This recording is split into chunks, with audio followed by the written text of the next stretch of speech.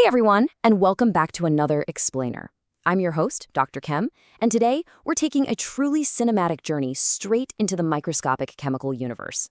We're going to decode exactly how scientists understand, manipulate, and measure the absolute foundation of chemistry, the flow of electrons. I mean, just imagine having a physical dial that lets you directly control the driving force of a chemical reaction, completely changing how molecules behave on a whim. Well, that is the magic of electroanalytical chemistry. And by the end of this explainer, you're going to see exactly how this invisible force powers our modern world. So, here's our roadmap for today's deep dive. 1. What is electroanalytical chemistry? 2. A spark of history. 3. The main techniques. 4. Understanding cyclic voltammetry. 5. Advantages and limitations. And finally, 6. Real-world applications. All right, let's jump right into section 1. What is electroanalytical chemistry? The flow of electrons. At its absolute core, electroanalytical chemistry is all about relating the flow of electrons to chemical changes. It's kind of like a giant puzzle, and we solve it by measuring either the potential, which you probably know as voltage, or the current, the amps, inside an electrochemical cell. The really crucial takeaway here is that the true power of this field lies in its simplicity. By just applying a voltage to an electrode using a device called a potentiostat, we can literally modulate the energy of electrons. We can just bump up their energy until a transfer becomes favorable, which allows us to drive and measure these complex chemical reactions with just incredible precision. Moving right along to section 2, a spark of history and the evolution of electrochemistry. You know, the evolution of these methods is just a massive testament to human ingenuity. All the way back in 1801, William Cruikshank was already weighing metal deposits on electrodes.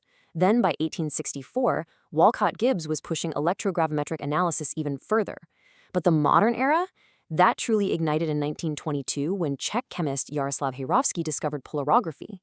He realized he could actually measure current as a function of potential using a dropping mercury electrode. This was such a game changer that it literally won him the Nobel Prize. And honestly, this perfectly illustrates how fundamental lab bench discoveries lead to massive practical tools, like in 1956 when L.C. Clark Jr. patented the oxygen sensor, a device we absolutely still rely on in medicine and environmental science today. Next up, section 3, the main techniques. We'll be looking at potentiometry versus voltammetry. So the distinction between these two systems is actually incredibly clear once you break it down. On one side, you have potentiometric systems. Here, you're measuring voltage in a galvanic cell. The key to remember here is that the chemical reaction happens completely spontaneously. It's actually producing electricity. Think of a standard battery you'd put in your TV remote. On the flip side, we have voltammetric systems. This is where you, the scientist, are in the driver's seat. You control the potential and measure the resulting current in an electrolytic cell.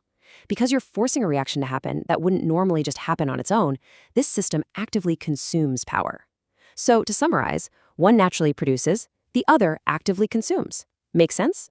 Okay, let's zoom in a bit for section 4, understanding cyclic voltammetry, into the microworld. To really grasp what's happening down in the beaker, we can visualize a heterogeneous electron transfer happening right at an electrode.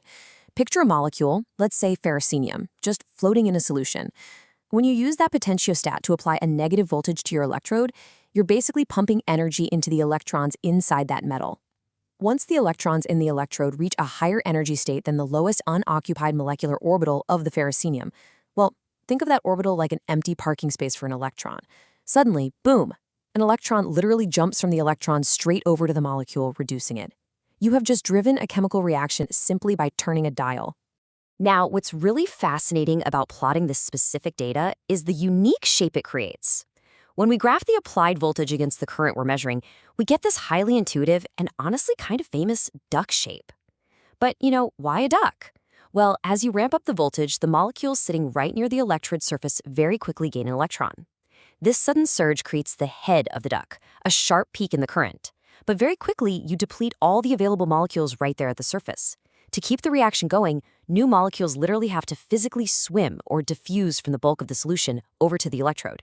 This diffusion process is a lot slower, so the current drops off, creating the beak. It's just this beautiful real-time visual representation of molecular depletion and diffusion. Before we move on from our duck, here is a quick, highly practical pro tip for whenever you're navigating scientific literature. If you're reading papers on cyclic voltammetry, you might suddenly notice the duck looks like it's flying upside down and backward. Don't panic. That's just because there are two different graphical conventions, the US convention and the IUPAC convention. Visually, data reported in these two formats are simply rotated by exactly 180 degrees. Keep that in the back of your mind, and you won't get tripped up when the oxidation and reduction peaks look completely flipped. All right, zooming back out for section 5, advantages and limitations, weighing the methods. So, when you actually need to measure the exact amount of a substance, say you're looking for lead in a really murky water sample, you have to deal with real-world complications. Let's break down your two main strategies here. You can use a calibration curve. Now, this is super fast if you have a massive batch of samples to get through, but it suffers from what we call matrix effects, meaning other random stuff in your dirty sample might interfere with your reading. If you need absolute, ultimate accuracy in a messy sample, you're going to use standard addition. Here, you spike your actual sample with known amounts of whatever you're looking for. This brilliantly minimizes those matrix effects because you're calibrating directly inside the sample's own messy environment. The trade-off, of course, it's significantly slower. As always in science, it's all about choosing the right tool for the job. And finally, section 6, real-world applications, from brains to batteries. The real-world applications of all this are just staggering. Because these methods can use microelectrodes, we can actually do in vivo brain monitoring. We're talking about measuring tiny fluctuations of ascorbic acid right inside the brain of a living rat. We also use electro-generated chemoluminescence, which is where electron transfer makes molecules physically emit light, for highly sensitive commercial DNA analysis and immunoassays. It is also the absolute backbone of electromobility, driving the research behind next-generation batteries and fuel cells. Plus, it's literally sitting in the pockets of millions of people right now in the form of life-saving continuous glucose monitors. It even protects our bridges and infrastructure by helping us characterize how metals resist corrosion. The scope is just massive. So, from monitoring fleeting thoughts in a brain to powering the electric cars of our future, controlling the flow of electrons really does give us the key to decoding the chemical universe. And that brings us to a final thought for you to ponder today. As electrochemistry pushes deeper and deeper into the nanoscale, allowing us to design infinitely smaller and more sensitive molecular electronic devices, what new frontiers of the chemical universe will we decode next? Thank you so much for exploring with me today. Keep asking those big questions and always keep looking closely at the world around you. Catch you next time.